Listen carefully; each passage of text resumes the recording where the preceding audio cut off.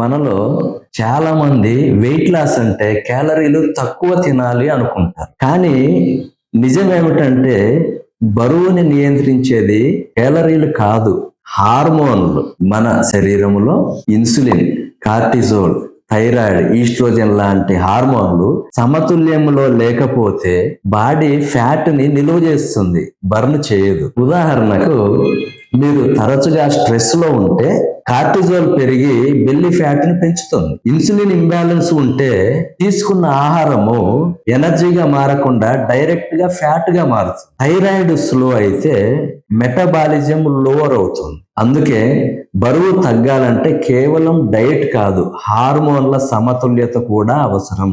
Share eat with your family and friends. Nageswara Ayurvedic, మీ ఆరోగ్య సమస్యలకి మా సమాధానం.